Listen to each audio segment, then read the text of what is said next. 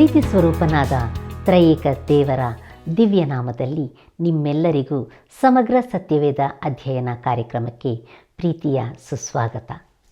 ದೇವ ಮಕ್ಕಳೇ, ನಮ್ಮ ಇಂದಿನ ಧ್ಯಾನವನ್ನು ಪ್ರಾರಂಭಿಸುವ ಮುನ್ನ ನಮ್ಮ ಕಳೆದ ಕಾರ್ಯಕ್ರಮದ ಸಾರಾಂಶವನ್ನು ಚಿಕ್ಕದಾಗಿ ನೋಡಿಕೊಳ್ಳೋಣ. ದೇವರು ಇಸಾಕನಿಗೆ ತನ್ನ ಒಡಂಬಡಿಕೆಯನ್ನು ಪುನಃ ದೃಢೀಕರಿಸುತ್ತಾನೆ. ಇಸಾಕನು ರೆಬೆಕ್ಕಳನ್ನು ತಪ್ಪಾಗಿ ನಿರೂಪಿಸುತ್ತಾನೆ.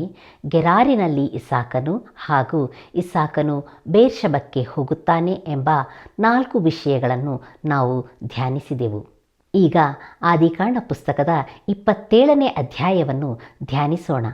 ಪ್ರಾರ್ಥನಾ ಪೂರ್ವಕವಾಗಿ ನಮ್ಮ ಸತ್ಯವೇದವನ್ನು ತೆರೆದು ಕರ್ತನು ಇಂದು ನಮಗೆ ಹೇಳುವ ಸತ್ಯವಾಕ್ಯಗಳನ್ನು ಕೇಳೋಣ. ಶಿಲುಬೆಯ ಮೇಲೆ ಪ್ರಾಣ ಕೊಟ್ಟು ಜೀವಿತನಾಗಿ ಎದ್ದು ಬಂದ ನಂಬತಕ್ಕ ಸತ್ಯ ಸಾಕ್ಷಿಯೂ ಆಗಿರುವ ನಮ್ಮ ಕರ್ತನಾದ ಯೇಸು ಕ್ರಿಸ್ತನ ಅತೀ ಪರಿಶುದ್ಧವಾದ ನಾಮದಲ್ಲಿ ನಿಮ್ಮನ್ನು ವಂದಿಸುತ್ತಾ ಇಂದಿನ ಸತ್ಯವೇದ ಅಧ್ಯಯನಕ್ಕೆ ಬಹು ಪ್ರೀತಿಯಿಂದ ಸ್ವಾಗತಿಸುತ್ತೇನೆ. ಪ್ರಿಯರೇ, ಇಂದು ನಾವು ಆದಿಕಾಂಡ ಪುಸ್ತಕ 27ನೇ ಅಧ್ಯಾಯ 1ನೇ ವಚನದಿಂದ 28ನೇ ಅಧ್ಯಾಯದ 5ನೇ ವಚನದವರೆಗೆ ಧ್ಯಾನ ಮಾಡಿಕೊಳ್ಳೋಣ. ಹಾಗಾದರೆ ಬನ್ನಿರಿ, ನಮ್ಮ ಇಂದಿನ ಧ್ಯಾನವನ್ನು ಆರಂಭಿಸುವ ಹಾಗೆ ದಯಮಾಡಿ ನಿಮ್ಮ ಸತ್ಯವೇದದಲ್ಲಿ ಆದಿಕಾಂಡ ಪುಸ್ತಕ 27ನೇ ಅಧ್ಯಾಯ ಪ್ರಾರಂಭದ 4 ವಚನಗಳನ್ನು ನನ್ನೊಂದಿಗೆ ಗಮನಿಸಿರಿ. ಅಲ್ಲಿ ನಾವು ಹೀಗೆ ನೋಡುತ್ತೇವೆ: ಈಸಾಕನಿಗೆ ಮುಪ್ಪಿನಿಂದ ಕಣ್ಣು ಕಾಣಲಾರದಷ್ಟು ಮೊಬ್ಬಾಗಿರಲು ಅವನು ತನ್ನ ಹಿರಿಮಗನಾದ ಏಸಾವನನ್ನು ಕರೆದು, ಮಗನೇ ಅನ್ನಲು ಏಸಾವನು ಇದ್ದೇನೆ ಅಂದನು. ಈಸಾಕನು ಅವನಿಗೆ, ನಾನು ಮುದುಕನಾಗಿದ್ದೇನಷ್ಟೆ, ಯಾವಾಗ ಸಾಯುವೆನೋ ಗೊತ್ತಿಲ್ಲ. ಆದ್ದರಿಂದ ನೀನು ಬಿಲ್ಲು, ಬತ್ತಳಿಕೆ ಮುಂತಾದ ಆಯುಧಗಳನ್ನು ತೆಗೆದುಕೊಂಡು ಕಾಡಿಗೆ ಹೋಗಿ ಬೇಟೆಯಾಡಿ ಬೇಟೆ ಮಾಂಸದಿಂದ ನನಗೆ ಇಷ್ಟವಾಗಿರುವ ರುಚಿ ಪದಾರ್ಥವನ್ನು ನನ್ನ ಊಟಕ್ಕೆ ಸಿದ್ಧಪಡಿಸಿಕೊಡು. ಸಾವು ಬರುವುದಕ್ಕಿಂತ ಮುಂಚೆ ನಾನು ನಿನ್ನನ್ನು ಆಶೀರ್ವದಿಸುತ್ತೇನೆ ಎಂದು ಹೇಳಿದನು ಎಂಬುದಾಗಿ. ಕರ್ತನಲ್ಲಿ ಪ್ರೀತಿಯ ದೇವಜನರೇ, ಈ ನಮ್ಮ ವಾಕ್ಯ ಭಾಗದಲ್ಲಿ ನೋಡುವಾಗ ಅವನು ತನ್ನ ಶರೀರದ ಬಲಹೀನತೆಯನ್ನು ಪ್ರಕಟಪಡಿಸುತ್ತಾ ಇದ್ದಾನೆ. ತನ್ನ ಜೀವಮಾನ ಕಾಲದಲ್ಲೆಲ್ಲ ಏಸಾವನು ಅವನಿಗೆ ಪ್ರಿಯನಾಗಿದ್ದನು ಮತ್ತು ಯಾಕೋಬನು ರೆಬೆಕ್ಕಳಿಗೆ ಪ್ರಿಯನಾಗಿದ್ದನು. ಏಸಾವನು ಅಡವಿಗೆ ಹೋಗಿ ಬೇಟೆಯಾಡುವುದರಲ್ಲಿ ಬಹಳ ನಿಪುಣನಾಗಿದ್ದನು. ಆ ಬೇಟೆ ಮಾಂಸದಿಂದ ರುಚಿ ಪದಾರ್ಥವನ್ನು ಅಡಿಗೆ ಮಾಡಿ ತನ್ನ ತಂದೆಗೆ ತರುವಾಗ ಮುದುಕನಾದ ಈಸಾಕನು ಅದನ್ನು ಆನಂದಿಸುತ್ತಿದ್ದನು. ಈಗ ಮುದುಕನಾದ ಈಸಾಕನು ತನ್ನ ಪ್ರಿಯ ಮಗನಾಗಿರುವ ಏಸಾವನನ್ನು ಆಶೀರ್ವದಿಸಬೇಕೆಂದು ಬಯಸುತ್ತಾ ಇರುವನು. ಪ್ರಿಯರೇ, ದಯಮಾಡಿ ಗಮನಿಸಿರಿ, ಹಿರಿಯವನು ಕಿರಿಯವನಿಗೆ ಸೇವಕನಾಗಿರುವನು ಎಂದು ದೇವರು ಹೇಳಿರುವುದನ್ನು ಈಸಾಕನು ತಿಳಿದಿರುವನು. ಆದರೆ ಅದನ್ನು ದಾಟಿಕೊಂಡು ಹೋಗಿ ಅವನು ಏಸಾವನನ್ನು ಆಶೀರ್ವದಿಸಲು ಬಯಸುತ್ತಿರುವನು. ಆದ್ದರಿಂದ ಏಸಾವನಿಗೆ ಕಾಡಿಗೆ ಹೋಗಿ ಬೇಟೆಯನ್ನು ಆಡಿ ಬೇಟೆ ಮಾಂಸದಿಂದ ರುಚಿ ಪದಾರ್ಥವನ್ನು ಮಾಡಿ ತಂದು ಕೊಡುವಂತೆ ಕೇಳಿಕೊಳ್ಳುತ್ತಿರುವನು ಮತ್ತು ಆ ರುಚಿ ಪದಾರ್ಥದ ನಿಮಿತ್ತ ಅವನನ್ನು ಆಶೀರ್ವದಿಸಲು ಬಯಸುತ್ತಿರುವನು. ನಮ್ಮ ಧ್ಯಾನವನ್ನು ಮುಂದುವರಿಸಿ ಆದಿಕಾಂಡ ಪುಸ್ತಕ 27ನೇ ಅಧ್ಯಾಯ 5ರಿಂದ 8 ವಚನಗಳನ್ನು ಓದುವಾಗ ಅಲ್ಲಿ ಹೀಗೆ ನೋಡುತ್ತೇವೆ: ಈಸಾಕನು ತನ್ನ ಮಗನಾದ ಏಸಾವನಿಗೆ ಹೇಳಿದ ಮಾತು ರೆಬೆಕ್ಕಳ ಕಿವಿಗೆ ಬಿತ್ತು. ಏಸಾವನು ಬೇಟೆ ಆಡುವುದಕ್ಕೆ ಕಾಡಿಗೆ ಹೋಗಿದ್ದಾಗ ರೆಬೆಕ್ಕಳು ತನ್ನ ಮಗನಾದ ಯಾಕೋಬನನ್ನು ಬೋಧಿಸಿ, ನಿನ್ನ ತಂದೆಯು ನಿನ್ನಣ್ಣನಾದ ಏಸಾವನ ಸಂಗಡ ಮಾತಾಡಿ, ನೀನು ಹೋಗಿ ಬೇಟೆಯಾಡಿ ಬೇಟೆ ಮಾಂಸದಿಂದ ನನ್ನ ಊಟಕ್ಕೆ ರುಚಿ ಪದಾರ್ಥವನ್ನು ಸಿದ್ಧಮಾಡು. ಸಾವು ಬರುವುದಕ್ಕಿಂತ ಮುಂಚೆ ನಾನು ನಿನ್ನನ್ನು ಯೆಹೋವನ ಸನ್ನಿಧಿಯಲ್ಲಿ ಆಶೀರ್ವದಿಸುತ್ತೇನೆಂದು ಹೇಳುವುದನ್ನು ಕೇಳಿದೆನು. ಆದುದರಿಂದ ಮಗನೇ, ನೀನು ನನ್ನ ಮಾತಿಗೆ ಕಿವಿಗೊಟ್ಟು ನನ್ನಪ್ಪಣೆಯಂತೆ ಮಾಡು ಎಂಬುದಾಗಿ. ಕರ್ತನಲ್ಲಿ ಪ್ರಿಯರೇ, ಈಸಾಕನು ಏಸಾವನಿಗೆ ಹೇಳಿದಂಥ ಮಾತನ್ನು ರೆಬೆಕ್ಕಳು ಕೇಳಿದಳು. ಯಾಕೋಬನು ಆಕೆಗೆ ಪ್ರಿಯನಾಗಿರುವನು. ಆದುದರಿಂದ ಈಗ ಮೋಸಕರವಾದ ಒಂದು ಯೋಚನೆಯನ್ನು ಆಕೆ ಹುಟ್ಟುಹಾಕುತ್ತಿರುವಳು. ಇದು ಪರಿಪೂರ್ಣವಾಗಿ ಮೋಸಕರವಾಗಿರುತ್ತದೆ ಮತ್ತು ಯಾವ ಆಧಾರದ ಮೇಲೆಯೂ ಇದನ್ನು ಕ್ಷಮಿಸಲಿಕ್ಕೆ ಆಗುವುದಿಲ್ಲ. ದೇವರು ಇದನ್ನು ಇತಿಹಾಸವೆಂದು ದಾಖಲಿಸುತ್ತಾ ಇದ್ದಾನೆ, ಆದರೆ ಇದನ್ನು ಖಂಡಿತವಾಗಿಯೂ ಖಂಡಿಸುತ್ತಾ ಇದ್ದಾನೆ. ಅದನ್ನು ನಾವು ನೋಡಲಿದ್ದೇವೆ. ಈಗ ಇಲ್ಲಿ ಮಾಡಲ್ಪಡುವಂಥ ಸಂಗತಿಗಳನ್ನು ನಾವು ನೆನಪಿನಲ್ಲಿ ಇಟ್ಟುಕೊಳ್ಳೋಣ. ಮುಂದೆ ಅವುಗಳ ಪ್ರತಿಫಲವು ಯಾಕೋಬನಿಗೆ ಬರುವುದನ್ನು ನಾವು ನೋಡಲಿದ್ದೇವೆ. ಬನ್ನಿರಿ, ಈಗ ರೆಬೆಕ್ಕಳು ಯಾಕೋಬನಿಗೆ ಹೇಳುವಂಥದ್ದನ್ನು ನಾವು ಕೇಳಿಸಿಕೊಳ್ಳೋಣ. ದಯಮಾಡಿ ನಿಮ್ಮ ಸತ್ಯವೇದದಲ್ಲಿ ಆದಿಕಾಂಡ ಪುಸ್ತಕ 27ನೇ ಅಧ್ಯಾಯ 9ರಿಂದ 11 ವಚನಗಳನ್ನು ಗಮನಿಸಿರಿ. ಅಲ್ಲಿ ನಾವು ಹೀಗೆ ನೋಡುತ್ತೇವೆ: ಆಡಿನ ಹಿಂಡಿಗೆ ಹೋಗಿ 2 ಒಳ್ಳೆ ಆಡಿನ ಮರಿಗಳನ್ನು ಬೇಗ ತೆಗೆದುಕೊಂಡು ಬಾ. ಅವುಗಳಿಂದ ನಿನ್ನ ತಂದೆಗೆ ಇಷ್ಟವಾಗಿರುವ ರುಚಿ ಪದಾರ್ಥವನ್ನು ನಾನೇ ಸಿದ್ಧ ಮಾಡುತ್ತೇನೆ.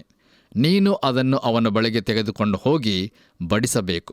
ಹೀಗೆ ಮಾಡಿದರೆ ಅವನು ಸಾಯುವುದಕ್ಕಿಂತ ಮೊದಲು ನಿನ್ನನ್ನೇ ಆಶೀರ್ವದಿಸುವನು ಅಂದಳು. ಅದಕ್ಕೆ ಯಾಕೋಬನು, ನನ್ನ ಅಣ್ಣನ ಮೈ ಬಹಳ ರೋಮವುಳ್ಳದ್ದು, ನನ್ನ ಮೈ ನುಣ್ಣಗದೆ ಎಂಬುದಾಗಿ. ಪ್ರಿಯ ದೇವಜನರೇ, ಈ ವಾಕ್ಯ ಭಾಗದಲ್ಲಿ ಓದಿರುವಂಥ ಸಂಗತಿಯನ್ನು ನಾವು ತಿಳಿದುಕೊಂಡಿದ್ದೇವೆ. ನೋಡಿರಿ, ಏಸಾವನು ಮನೆ ಹೊರಗಡೆ ಇರುವ ವ್ಯಕ್ತಿ ಮತ್ತು ಕೆಂಪಾದ ವ್ಯಕ್ತಿಯಾಗಿದ್ದನು. ಅಷ್ಟೇ ಅಲ್ಲ, ಅವನು ಬಹಳ ರೋಮವುಳ್ಳವನೂ ಆಗಿದ್ದನು ಎಂಬುದನ್ನು ಗಮನಿಸುತ್ತೇವೆ. ಮುಂದೆ ನಾವು ಆದಿಕಾಂಡ ಪುಸ್ತಕ 27ನೇ ಅಧ್ಯಾಯ 12ನೇ ವಚನವನ್ನು ಓದುವಾಗ ಅಲ್ಲಿ ಹೀಗೆ ನೋಡುತ್ತೇವೆ. ಒಂದು ವೇಳೆ ನನ್ನ ತಂದೆಯು ನನ್ನನ್ನು ಮುಟ್ಟಿ ನೋಡಿದರೆ ನಾನು ಅವನಿಗೆ ಗೇಲಿ ಮಾಡುವನಾಗಿ ತೋರಿ ಬಂದು ನನ್ನ ಮೇಲೆ ಶಾಪವನ್ನು ಬರಮಾಡಿಕೊಳ್ಳುವನೇ ಹೊರತು ಆಶೀರ್ವಾದವನ್ನು ಬರಮಾಡಿಕೊಳ್ಳುವುದಿಲ್ಲ ಅನ್ನಲು ಎಂಬುದಾಗಿ.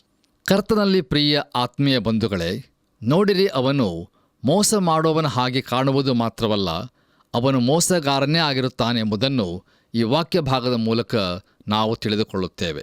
ನಮ್ಮ ಧ್ಯಾನದಲ್ಲಿ ಮುಂದುವರೆದು ಆದಿಕಾಂಡ ಪುಸ್ತಕ 27ನೇ ಅಧ್ಯಾಯ 13ರಿಂದ 17 ವಚನಗಳನ್ನು ಓದುವಾಗ ಇಲ್ಲಿ ಬಹು ವಿಚಿತ್ರವಾದ ಸಂಗತಿಯನ್ನು ನಾವು ಗಮನಿಸುತ್ತೇವೆ. ಪ್ರಿಯರೇ, ದಯಮಾಡಿ ಕಾರ್ಯಕ್ರಮದ ನಂತರ ಈ ವಾಕ್ಯ ಭಾಗವನ್ನು ನೀವು ಓದಿಕೊಳ್ಳಬೇಕೆಂದು ನಿಮ್ಮನ್ನು ಪ್ರೀತಿಯಿಂದ ಕೇಳಿಕೊಳ್ಳುತ್ತೇನೆ. ಆದರೆ ಈಗ ನಾವು ಅದರ ವಿವರಣೆಯನ್ನು ಸ್ವಲ್ಪ ನೋಡಿಕೊಳ್ಳೋಣ. ನನ್ನ ಪ್ರಿಯ ದೇವಜನರೇ, ತನ್ನ ಪ್ರಿಯ ಮಗನಾಗಿರುವ ಯಾಕೋಬನು ಆಶೀರ್ವದಿಸಲ್ಪಡಬೇಕು ಎಂಬ ಆಲೋಚನೆಯಲ್ಲಿ ರೆಬೆಕ್ಕಳು ಮಾಡುವಂಥ ಹಲವಾರು ಸಂಗತಿಗಳನ್ನು ನಾವು ಇಲ್ಲಿ ನೋಡುವರಾಗಿದ್ದೇವೆ. ಆಕೆಯು ಈಸಾಕನಿಗೆ ಇಷ್ಟವಾಗಿದ್ದ ಸವಿ ಊಟವನ್ನು ಸಿದ್ಧಪಡಿಸಿದ ನಂತರ ತನ್ನ ಹಿರಿಮಗನಾದ ಏಸಾವನ ಶ್ರೇಷ್ಠ ವಸ್ತ್ರಗಳನ್ನು ತೆಗೆದುಕೊಂಡಳು ಎಂಬುದಾಗಿ ದೇವರ ವಾಕ್ಯವು ನಮಗೆ ತಿಳಿಸುತ್ತದೆ. ಅವುಗಳನ್ನು ತನ್ನ ಕಿರಿಮಗನು ಧರಿಸಿಕೊಳ್ಳುವಂತೆ ಮಾಡಿದಳು. ಆಮೇಲೆ ಆಡಿನ ಮರಿಗಳ ಚರ್ಮಗಳನ್ನು ಯಾಕೋಬನ ಕೈಗಳಿಗೂ ನುಣುಪಾದ ಕೊರಳಿಗೂ ಸುತ್ತಿದಳು ಎಂಬುದಾಗಿ ನಾವು ನೋಡುತ್ತೇವೆ. ಕರ್ತನಲ್ಲಿ ನನ್ನ ಪ್ರಿಯ ಆತ್ಮೀಯ ಬಂಧುಗಳೇ, ಸಾಮಾನ್ಯವಾಗಿ ಆಡಿನ ರೋಮವುಳ್ಳ ಚರ್ಮವನ್ನು ನಾವೆಲ್ಲರೂ ನೋಡಿರುತ್ತೇವೆ. ಹಾಗಾದರೆ ಈಗ ಏಸಾವನ ರೋಮವುಳ್ಳ ಶರೀರ ಹೇಗಿತ್ತು ಎಂಬುದನ್ನು ನಾವು ಊಹಿಸಬಹುದು. ಹೇಗೂ ರೆಬೆಕ್ಕಳು ತನ್ನ ಪ್ರಿಯ ಮಗನಾದ ಯಾಕೋಬನನ್ನು ಇಷ್ಟರವರೆಗೆ ಸಿದ್ಧಪಡಿಸಿದಳು. ಆದರೆ ದೇಹದ ವಾಸನೆ ಮತ್ತು ಸ್ವರದ ಕುರಿತು ಏನನ್ನೂ ಮಾಡುವುದಕ್ಕಾಗಲಿಲ್ಲ. ನಮ್ಮ ಧ್ಯಾನವನ್ನು ಮುಂದುವರಿಸಿ ಆದಿಕಾಂಡ ಪುಸ್ತಕ 27ನೇ ಅಧ್ಯಾಯ 18ರಿಂದ 20 ವಚನಗಳನ್ನು ಓದುವಾಗ ಅಲ್ಲಿ ಹೀಗೆ ನೋಡುತ್ತೇವೆ. ಅವನು ತಂದೆಯ ಬಳಿಗೆ ಹೋಗಿ ಅಪ್ಪ ಎಂದು ಹೇಳಲು ತಂದೆಯು, ಏನು ಮಗನೇ, ನೀನು ಯಾರು ಎಂದು ಕೇಳಿದನು. ಯಾಕೋಬನು ಅವನಿಗೆ, ನಾನು ನಿನ್ನ ಹಿರಿಮಗನಾದ ಏಸಾವನು, ನಿನ್ನ ಅಪ್ಪಣೆಯಂತೆ ಮಾಡಿಕೊಂಡು ಬಂದಿದ್ದೇನೆ. ಎದ್ದು ಕೂತುಕೊಂಡು ನಾನು ತಂದಿರುವ ಬೇಟೆ ಮಾಂಸವನ್ನು ಊಟ ಮಾಡಿ ನನ್ನನ್ನು ಆಶೀರ್ವದಿಸು ಎಂದು ಹೇಳಲು ಈಸಾಕನು, ಏನು ಮಗನೇ, ಇಷ್ಟು ಬೇಗ ಹೇಗೆ ಸಿಕ್ಕಿತು ಎಂದು ಕೇಳಿದ್ದಕ್ಕೆ ಅವನು, ನಿನ್ನ ದೇವರಾದ ಯೆಹೋವನು ಅದನ್ನು ನನ್ನೆದುರಿಗೆ ಬರಮಾಡಿದನು ಅಂದನು ಎಂಬುದಾಗಿ. ಕರ್ತನಲ್ಲಿ ನನ್ನ ಪ್ರಿಯ ಸಹೋದರ ಸಹೋದರಿಯರೇ, ಈ ನಿರ್ದಿಷ್ಟವಾದ ಕಾಲಘಟ್ಟದಲ್ಲಿ ಈ ಹುಡುಗನು ಅಂದರೆ ಯಾಕೋಬನು ಭಕ್ತಿವಂತ ಮೋಸಗಾರರ ಮಾದರಿಯಂತೆ ಕಂಡುಬರುತ್ತಾ ಇದ್ದಾನೆ. ಇಂಥ ಅನೇಕ ಮೋಸಗಾರರನ್ನು ನಾವು ಇಂದಿನ ಮೂಲಭೂತ ವಲಯಗಳಲ್ಲಿಯೂ ಕಾಣಬಹುದು. ಕರ್ತನು ಅವರನ್ನು ನಡೆಸಿರುವುದರ ಕುರಿತು ಅವರು ಮಾತಾಡುತ್ತಾರೆ. ಇನ್ನೂ ಹೇಳಬೇಕಾದರೆ ಅವರು ಮಾಡುವ ಅಸಾಮಾನ್ಯ ಕಾರ್ಯಗಳಿಗೆ ಕರ್ತನ ನಡೆಸುವಿಕೆ ಎಂಬುದಾಗಿ ಹೇಳುತ್ತಾರೆ.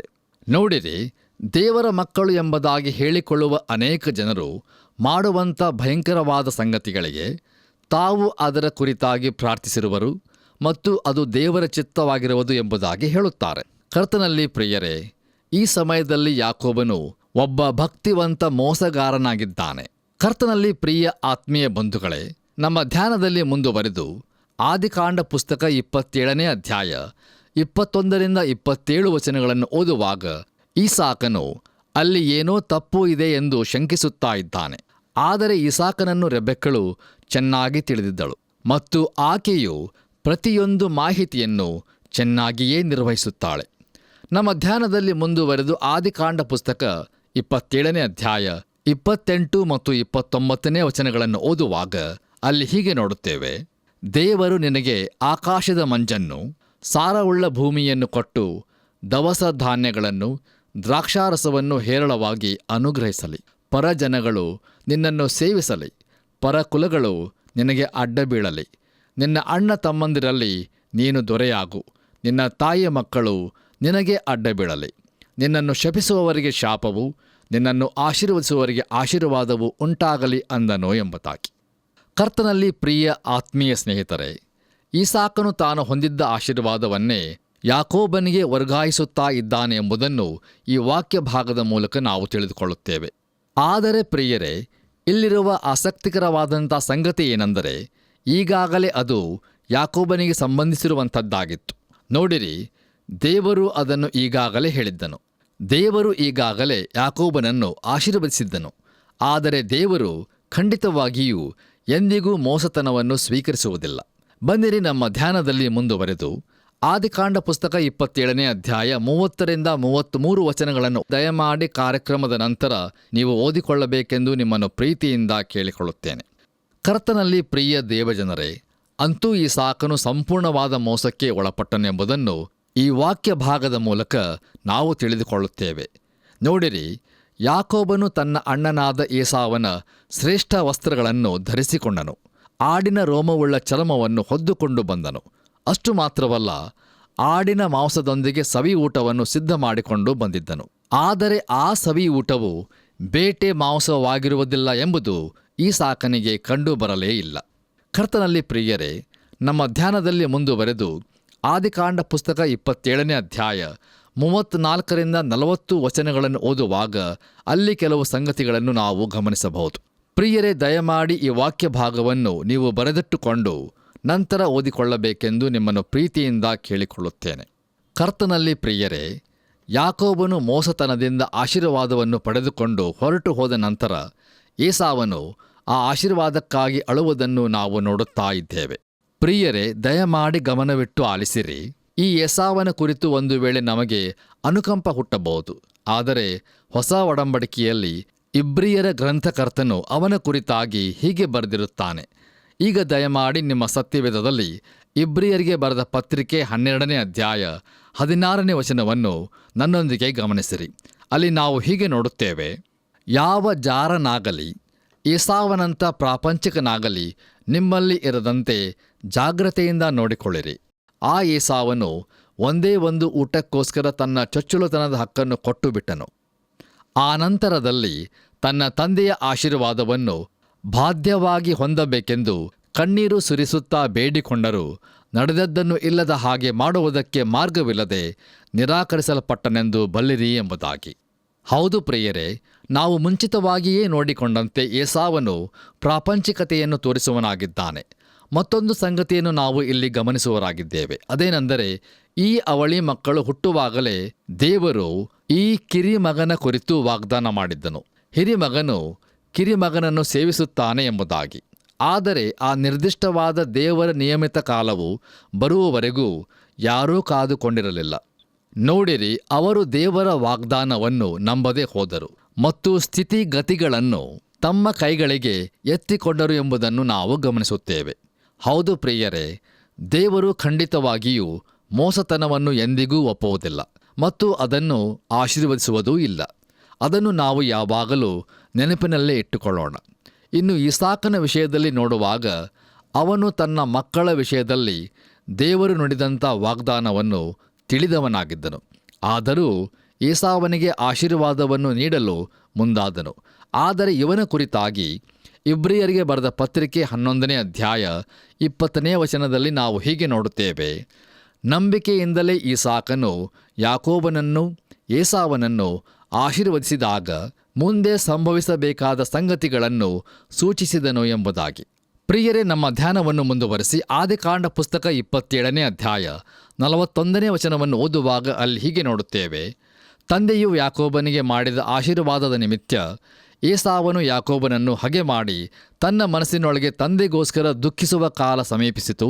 ಆಗ ನನ್ನ ತಮ್ಮನಾದ ಯಾಕೋಬನನ್ನು ಕೊಲ್ಲುವೆನು ಅಂದುಕೊಂಡನು ಎಂಬುದಾಗಿ. ಕರ್ತನಲ್ಲಿ ಪ್ರಿಯ ದೇವಜನರೇ, ತನ್ನ ತಂದೆಯು ಇನ್ನೂ ಹೆಚ್ಚು ಕಾಲ ಬದುಕುವುದಿಲ್ಲ ಎಂಬುದನ್ನು ಏಸಾವನು ತಿಳಿದಿದ್ದನು. ಆದ್ದರಿಂದ ಇಸಾಕನ ಮರಣದ ನಂತರ ತನ್ನ ತಮ್ಮನನ್ನು ಕೊಲ್ಲುವ ಯೋಚನೆಯನ್ನು ತನ್ನ ಮನಸ್ಸಿನಲ್ಲಿ ಹಾಕಿಕೊಂಡನು.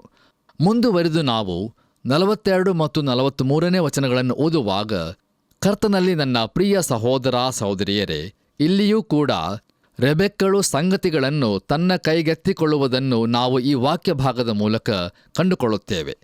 ಆಕೆಯು ಯಾಕೋಬನಿಗೆ, ಮಗನೇ, ನೀನು ಈಗ ಮನೆಯನ್ನು ಬಿಟ್ಟು ಹೋಗಬೇಕಾಗುತ್ತದೆ ಎಂಬುದಾಗಿ ಹೇಳುತ್ತಿರುವಳು. ನೋಡಿರಿ, ತನ್ನ ಪಾಪದ ಪಾಲಿಗೆ ಒಂದು ಕ್ರಯವನ್ನು ಕಟ್ಟಬೇಕಾಗಿರುತ್ತದೆ ಎಂಬುದನ್ನು ಆಕೆಯು ತಿಳಿದಿರಲಿಲ್ಲ. ಯಾಕೆಂದರೆ ಆಕೆಯು ತನ್ನ ಪ್ರಿಯ ಮಗನನ್ನು ಮತ್ತೆ ನೋಡಲೇ ಇಲ್ಲ. ಸ್ವಲ್ಪ ಕಾಲ ತನ್ನ ಮಗನನ್ನು ಹೊರಗಡೆ ಕಳುಹಿಸಬೇಕೆಂದು ಆಕೆಯ ಉದ್ದೇಶವಾಗಿತ್ತು. ಆದರೆ ಅದು ದೀರ್ಘಕಾಲವಾಗಿ ಬಿಟ್ಟಿತು. ಆ ಮಗನು ಹಿಂದಿರುಗಿ ಬರುವಷ್ಟರಲ್ಲಿ ಆಕೆಯು ಮರಣವನ್ನು ಹೊಂದಿದ್ದಳು. ಪ್ರಿಯ ದೇವಜನರೇ, ಯಾಕೋಬನು ರೆಬೆಕ್ಕಳ ಪ್ರಿಯ ಮಗನಾಗಿದ್ದನು. ಈಗ ಯಾಕೋಬನು ತನ್ನ ಅಣ್ಣನಾದ ಲಾಬಾನನ ಬಳಿಗೆ ಹೋಗಬೇಕೆಂದು ರೆಬೆಕ್ಕಳ ಬಯಕೆಯಾಗಿದೆ ಮತ್ತು ಅವನನ್ನು ಅಲ್ಲಿಗೆ ಕಳುಹಿಸುತ್ತಾ ಇದ್ದಾಳೆ. ನೋಡಿರಿ, ಈ ಸ್ಥಳದಲ್ಲಿ ಯಾಕೋಬನು ತನ್ನ ಪಾಠವನ್ನು ಕಲಿಯಲಿದ್ದಾನೆ ಮತ್ತು ಈ ಸ್ಥಳದಲ್ಲಿಯೇ ತನ್ನ ಮೋಸತನಕ್ಕೆ ಅವನು ಪ್ರತಿಫಲವನ್ನು ಹೊಂದಲಿದ್ದಾನೆ. ಲಾಬಾನನು ಅವನನ್ನು ಒಂದು ಪಾಠಶಾಲೆಯ ಮೂಲಕ ನಡೆಸಿ ಅವನಿಗೆ ಹಲವಾರು ಸಂಗತಿಗಳನ್ನು ಕಲಿಸಿಕೊಡಲಿದ್ದಾನೆ. ಪ್ರಿಯರೇ, ದಯಮಾಡಿ ಗಮನಿಸಿರಿ, ಯಾಕೋಬನು ತಾನು ಜಾಣನು ಎಂದು ಅಂದುಕೊಂಡಿದ್ದನು. ಆದರೆ ಅವನ ಮಾವನಾದ ಲಾಬಾನನು ಜಾಣತನದಲ್ಲಿ ಅವನಿಗಿಂತಲೂ ಹೆಚ್ಚಾಗಿ ನಿಪುಣನಾಗಿದ್ದಾನೆ. ಯಾಕೋಬನು ತಾನು ಇನ್ನೂ ಹವ್ಯಾಸಿಯಾಗಿರುವುದನ್ನು ಕಂಡುಕೊಂಡು ಎಲ್ಲವೂ ಮುಗಿಯುವಷ್ಟರೊಳಗಾಗಿ ತನ್ನ ಹತಾಶೆಯಲ್ಲಿ ದೇವರ ಕಡೆಗೆ ಕೂಗಿಕೊಳ್ಳುತ್ತಾ ಇದ್ದಾನೆ. ಬನ್ನಿರಿ ಪ್ರಿಯರೇ, ನಮ್ಮ ಧ್ಯಾನದಲ್ಲಿ ಮುಂದುವರೆದು ಈಗ ನಾವು ಆದಿಕಾಂಡ ಪುಸ್ತಕ 27ನೇ ಅಧ್ಯಾಯ 44 ಮತ್ತು 45ನೇ ವಚನಗಳನ್ನು ಓದಿಕೊಳ್ಳೋಣ. ಅಲ್ಲಿ ನಾವು ಹೀಗೆ ನೋಡುತ್ತೇವೆ: ಅಂದರೆ ನಿನ್ನಣ್ಣನ ಕೋಪವು ಶಮನವಾಗುವವರೆಗೂ ಅವನ ಬಳಿಯಲ್ಲಿರು. ನಿನ್ನಣ್ಣನು ನೀನು ಮಾಡಿರುವುದನ್ನು ಮರೆತು ತನ್ನ ಕೋಪವನ್ನು ಬಿಟ್ಟಾಗ ನಾನು ನಿನ್ನನ್ನು ಅಲ್ಲಿಂದ ಕರೆಸುತ್ತೇನೆ. ನಾನು ಒಂದೇ ದಿನದಲ್ಲಿ ನಿಮ್ಮಿಬ್ಬರನ್ನು ಕಳಕೊಳ್ಳುವುದು ಯಾತಕ್ಕೆ ಎಂದು ಹೇಳಿದಳು ಎಂಬುದಾಗಿ. ಕರ್ತನಲ್ಲಿ ನನ್ನ ಪ್ರೀತಿಯ ಆತ್ಮೀಯ ಬಂಧುಗಳೇ, ಇಲ್ಲಿ ರೆಬೆಕ್ಕಳು ತನ್ನ ಮಗನಾದ ಯಾಕೋಬನನ್ನು ಕೆಲವು ದಿವಸಗಳವರೆಗೆ ಮಾತ್ರ ಕಳುಹಿಸುವುದಾಗಿ ಹೇಳುತ್ತಿರುವುದನ್ನು ನಾವು ಗಮನಿಸುತ್ತೇವೆ. ಆದರೆ ಆ ಕೆಲವು ದಿವಸಗಳು 20 ವರ್ಷಗಳಾಗಿ ಉದ್ದವಾಗಿಸಲ್ಪಟ್ಟವು ಮತ್ತು ಆ ಕಾಲಾವಧಿಯಲ್ಲಿ ಆಕೆಯು ಸತ್ತು ಹೋದಳು. ತನ್ನ ಮುದ್ದು ಮಗನನ್ನು ಆಕೆಯು ಎಂದಿಗೂ ನೋಡಲೇ ಇಲ್ಲ. ಎಂಥ ದುಃಖಕರವಾದಂಥ ಸಂಗತಿಯಲ್ಲವೇ ಪ್ರಿಯರೇ? ದಯಮಾಡಿ ಆಲೋಚಿಸಿ ನೋಡಿರಿ. ಪ್ರಿಯರೇ, ಆ ಚಿಕ್ಕ ಉಪಕಥೆಯ ನಂತರ ಏಸಾವನು ಬಹುಶಃ ತನ್ನ ತಾಯಿಯನ್ನು ಅಷ್ಟೊಂದು ಸರಿಯಾಗಿ ನೋಡಿಕೊಳ್ಳಲಿಲ್ಲ ಎಂಬುದನ್ನು ಪರಿಗಣಿಸುವಾಗ ರೆಬೆಕ್ಕಳ ಜೀವಿತವನ್ನು ನಾವು ಚಿತ್ರಿಸಿ ನೋಡಬಹುದು. ಬನ್ನಿರಿ, ನಮ್ಮ ಧ್ಯಾನವನ್ನು ಮುಂದುವರಿಸಿ ಆದಿಕಾಂಡ ಪುಸ್ತಕ 27ನೇ ಅಧ್ಯಾಯ 46ನೇ ವಚನವನ್ನು ಓದುವಾಗ ಅಲ್ಲಿ ಹೀಗೆ ನೋಡುತ್ತೇವೆ: ರೆಬೆಕ್ಕಳು ಇಸಾಕನಿಗೆ, ಹಿತ್ತಿಯರಾದ ಈ ಸ್ತ್ರೀಯರ ದೆಸೆಯಿಂದ ನನಗೆ ಬೇಸರವಾಯಿತು. ಯಾಕೋಬನು ಈ ದೇಶದವರಲ್ಲಿ ಹೆಣ್ಣನ್ನು ಆದುಕೊಂಡು ಇಂಥ ಹಿತ್ತಿಯ ಸ್ತ್ರೀಯನ್ನು ಮದುವೆ ಮಾಡಿಕೊಂಡರೆ ನಾನು ಇನ್ನೂ ಬದುಕುವುದರಿಂದ ಪ್ರಯೋಜನವೇನು ಎಂದು ಹೇಳಿದಳು ಎಂಬುದಾಗಿ. ಕರ್ತನಲ್ಲಿ ಪ್ರಿಯರೇ, ಏಸಾವನು ಹಿತ್ತಿಯರ ಹೆಣ್ಣುಗಳನ್ನು ಮದುವೆ ಮಾಡಿಕೊಂಡಿದ್ದನು ಎಂಬುದನ್ನು ಕಳೆದ ಕಾರ್ಯಕ್ರಮದಲ್ಲಿ ನಾವು ಧ್ಯಾನಿಸಿದ್ದೇವೆ. ಅದು ಈಗಾಗಲೇ ಅವರ ಮನೆಯಲ್ಲಿ, ಅಂದರೆ ತಂದೆ ತಾಯಿಗಳಿಗೆ ಮನೋವ್ಯಥೆಯನ್ನು ಉಂಟುಮಾಡಿತ್ತು ಎಂಬುದನ್ನು ಸಹ ನಾವು ನೋಡಿಕೊಂಡಿದ್ದೇವೆ. ಈಗ ಯಾಕೋಬನು ಸಹ ಇಲ್ಲಿಯೇ ಇದ್ದರೆ ಅವನು ಹಿತ್ತಿಯರಲ್ಲಿಯೇ ಮದುವೆ ಮಾಡಿಕೊಳ್ಳಬಹುದೆಂದು ರೆಬೆಕ್ಕಳು ಈಸಾಕನಿಗೆ ಹೇಳುತ್ತಾ ಇದ್ದಾಳೆ. ಕರ್ತನಲ್ಲಿ ಪ್ರಿಯ ದೇವಜನರೇ, ಈಗ ರೆಬೆಕ್ಕಳು ಮಾಡಿರುವಂಥ ಆಲೋಚನೆಯು ಸರಿತೋರುವಂಥದ್ದು, ತಾರ್ಕಿಕವಾದದ್ದು ಆಗಿರುತ್ತದೆ. ಇಂಥ ಸನ್ನಿವೇಶದಲ್ಲಿ ಅದು ಮಾಡಬಹುದಾದ ಸರಿಯಾದ ಸಂಗತಿಯಾಗಿತ್ತು. ಅಣ್ಣನಾದ ಏಸಾವನ ಕೋಪದಿಂದ ತಪ್ಪಿಸಿಕೊಳ್ಳುವುದಕ್ಕಾಗಿ ಯಾಕೋಬನನ್ನು ಕಳುಹಿಸುವುದರ ವಿಷಯವಾಗಿ ರೆಬೆಕ್ಕಳು ಇಸಾಕನ ಮುಂದೆ ಪ್ರಸ್ತಾಪಿಸಲಿಲ್ಲ. ಆದರೆ ತನ್ನ ಕುಟುಂಬದ ಜನರಿಂದಲೇ ಕನ್ಯೆಯನ್ನು ಹುಡುಕುವ ವಿಷಯವಾಗಿ ಆಕೆಯು ಪ್ರಸ್ತಾಪಿಸಿದಳು. ಇಲ್ಲಿಗೆ ಪ್ರಿಯರೇ, ಆದಿಕಾಂಡ ಪುಸ್ತಕದ 27ನೇ ಅಧ್ಯಾಯದ ಧ್ಯಾನವು ಮುಕ್ತಾಯವಾಯಿತು. ಬಂದಿರಿ ಪ್ರಿಯರೇ, ಈಗ ನಾವು ಆದಿಕಾಂಡ 28ನೇ ಅಧ್ಯಾಯದ ಕಡೆಗೆ ನಮ್ಮ ಗಮನವನ್ನು ಹರಿಸೋಣ. ನೋಡಿರಿ, ಈ ಅಧ್ಯಾಯದ ಮುಖ್ಯ ಪ್ರಸ್ತಾಪವು ದೇವರು ಬೇತೇಲಿನಲ್ಲಿ ಯಾಕೋಬನಿಗೆ ಪ್ರತ್ಯಕ್ಷನಾದದ್ದು, ಯಾಕೋಬನು ಒಂದು ಹರಕೆಯನ್ನು ಮಾಡಿಕೊಳ್ಳುತ್ತಾನೆ ಎಂಬುದಾಗಿ. ಈ ಅಧ್ಯಾಯದಲ್ಲಿ ಯಾಕೋಬನು ತನ್ನ ಮನೆಯನ್ನು ಬಿಟ್ಟು ಹೋಗುವುದನ್ನು ನಾವು ನೋಡಲಿದ್ದೇವೆ. ಅವನು ಬೇತೇಲಿಗೆ ಬರುತ್ತಾನೆ ಮತ್ತು ದೇವರು ಅವನಿಗೆ ಅಲ್ಲಿ ಕಾಣಿಸಿಕೊಂಡು ಅಬ್ರಹಾಮನಿಗೆ ಮಾಡಿದ್ದ ಒಡಂಬಡಿಕೆಯನ್ನು ಅವನಿಗೂ ದೃಢೀಕರಿಸುತ್ತಾನೆ. ಬಂದಿರಿ, ನಮ್ಮ ಧ್ಯಾನವನ್ನು ಮುಂದುವರೆಸಿ ಆದಿಕಾಂಡ ಪುಸ್ತಕ 28ನೇ ಅಧ್ಯಾಯ 1ನೇ ವಚನವನ್ನು ಓದುವಾಗ ಅಲ್ಲಿ ಹೀಗೆ ನೋಡುತ್ತೇವೆ. ಆಗ ಇಸಾಕನು ಯಾಕೋಬನನ್ನು ಕರೆದು ಅವನಿಗೆ, ನೀನು ಕಾನಾನ್ಯರ ಹೆಣ್ಣನ್ನು ಮದುವೆ ಮಾಡಿಕೊಳ್ಳಬೇಡ ಎಂಬುದಾಗಿ. ಕರ್ತನಲ್ಲಿ ನನ್ನ ಪ್ರಿಯ ಸಹೋದರ ಸಹೋದರಿಯರೇ, ಹಳೆಯ ಒಡಂಬಡಿಕೆಯ ಉದ್ದಕ್ಕೂ ದೇವರ ಮಕ್ಕಳು ಇತರರನ್ನು ಮದುವೆ ಮಾಡಿಕೊಳ್ಳಬಾರದೆಂದು ದೇವರು ಹೇಳುತ್ತಿರುವುದನ್ನು ನಾವು ಕಾಣುತ್ತೇವೆ. ಈ ಕಾರಣದಿಂದಲೇ ಆದಿಕಾಂಡ ಪುಸ್ತಕ 6ನೇ ಅಧ್ಯಾಯದಲ್ಲಿ ದೇವರ ಪುತ್ರರು ಮನುಷ್ಯರ ಪುತ್ರಿಯರನ್ನು ಕೂಡಿ ಎಂಬ ವಿಷಯವನ್ನು ನೋಡುವಾಗ ಅದು ದೇವರ ಮಕ್ಕಳು ದೇವರಹಿತ ಸಂತತಿಯವರನ್ನು ಮದುವೆ ಮಾಡಿಕೊಳ್ಳುವುದು ಎಂದು ನಾನು ನಂಬಿರುತ್ತೇನೆ. ಈ ಸಂದರ್ಭವು ಅಂತಿಮವಾಗಿ ಜಲಪ್ರಳಯದ ನ್ಯಾಯ ತೀರ್ಪಿನಲ್ಲಿ ಪರಿಣಮಿಸಿತು ಎಂಬುದಾಗಿ ನೋಡುತ್ತೇವೆ ಮತ್ತು ಒಬ್ಬನೇ ಒಬ್ಬ ದೇವರ ಮಗನು ಉಳಿದುಕೊಂಡನು. ಹೌದು ಪ್ರಿಯರೇ, ದೇವರನ್ನು ನಂಬಿರುವವರು, ದೇವರ ಮಕ್ಕಳು ಎಂಬುದಾಗಿ ಕರೆಯಲ್ಪಡುವವರು, ದೇವರನ್ನು ಹೊಂದಿರದ ಜನರನ್ನು ಮದುವೆ ಮಾಡಿಕೊಳ್ಳುವುದು ಅಪಾಯಕಾರಿಯಾಗಿರುತ್ತದೆ. ಕೊರಿಂಥದವರಿಗೆ ಬರೆದ 2ನೇ ಪತ್ರಿಕೆ 6ನೇ ಅಧ್ಯಾಯ 14ನೇ ವಚನವು ಬಹಳ ಸ್ಪಷ್ಟವಾಗಿ ಹೀಗೆ ಹೇಳುತ್ತದೆ. ಅಲ್ಲಿ ನಾವು ಹೀಗೆ ನೋಡುತ್ತೇವೆ, ನೀವು ಕ್ರಿಸ್ತ ನಂಬಿಕೆ ಇಲ್ಲದವರೊಂದಿಗೆ ಸೇರಿ ಇಜ್ಜೋಡಾಗಬೇಡಿರಿ, ಧರ್ಮಕ್ಕೂ ಅಧರ್ಮಕ್ಕೂ ಜೊತೆ ಏನೋ ಎಂಬುದಾಗಿ.